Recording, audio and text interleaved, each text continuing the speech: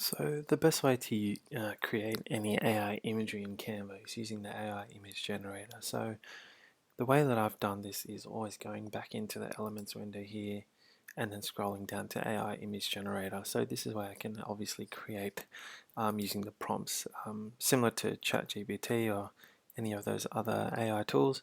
You can basically search up anything and create it in different styles. So Canva gives you the option to create these as images, graphics, or videos. So I think with videos, it's probably a little bit more like experimental at the moment. So best way I'd do it at the moment is through images. So you can see I've tried doing one using like a vintage eagle, but I'm going to go back and try something a bit more easier. So for this example, say for example, I want to use the imagery of an eagle, but I want Canva to kind of give me a specific style that I have in mind, which is similar to corporate Memphis. So if you don't know what that is, I'm just going to look it up and kind of show you. So it's that very business-esque, like very corporate friendly style of illustration, which you've probably seen all over the shop. Even New York Times uses this style every now and then. It's a bit overused and very, very basic and very even ugly to some people, but I think it's a good, starting point to creating like professional imagery, depending on, where you're starting with, and it's a good baseline to sort of know where you're at before you get going. All right, so what I'm going to try and do is use a prompt in the description window. I wouldn't use it inspire me. This is kind of more like a guide, but I'll show you how to use a specific prompt to actually get a decent output. Also using the styles window as well. So you've got to use a combination with Canva. That's what Canva really forces you to do. So I'm going to type in a prompt here.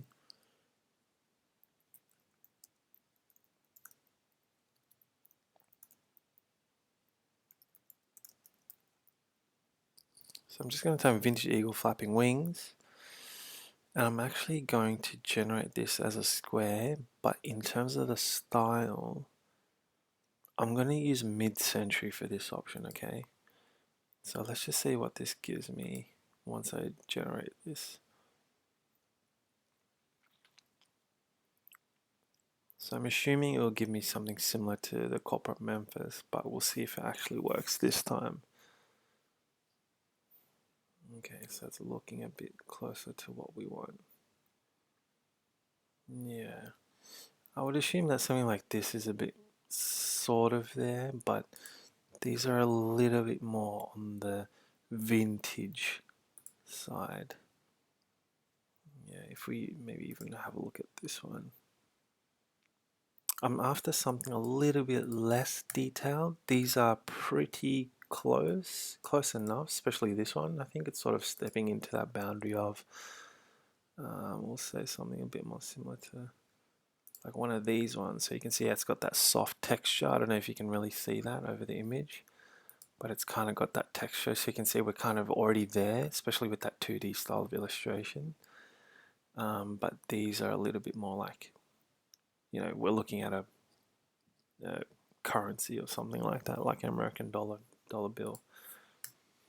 We're going to generate this again, but I'm going to just try with eagle flapping wings.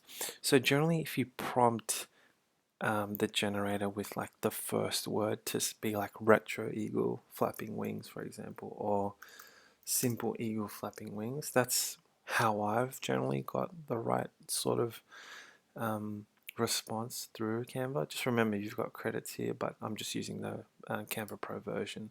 I'll try using the retro keyword before eagle flapping wings and kind of see what this pulls out. Yeah, usually the first word is what what's usually worked for me in my instances anyway. Yeah, so we're getting a bit more closer to what we're sort of after. Yeah, especially with this one.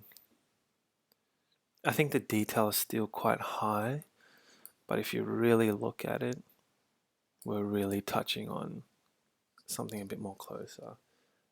And say for example, you're doing like a social media tile for, like a news article or something like that, for example. You can just kind of,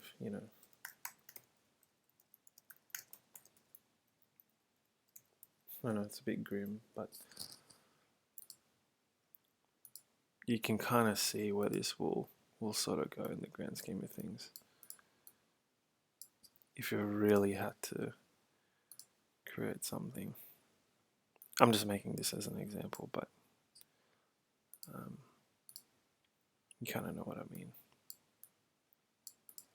And it will fit that build because the illustration is actually quite simple and quite flat. So you still got that 2D aspect to it, which is quite nice. I'll do one more style, and I'll do it without the keyword, and I'll show you what Canva does without the first keyword of the description. So we'll generate this again, but we'll just do eagle flapping wings within that illustration style. And I'll probably put this on a new page just to show the difference between the two. So you can see, there we go. Now we're getting closer to what we want. And you can obviously tell Canva is thinking a little bit more, especially as we go through these iterations with the color palette. I think the color palette is a good example of this. Yeah, so there you go. I think that's definitely what we're sort of after here.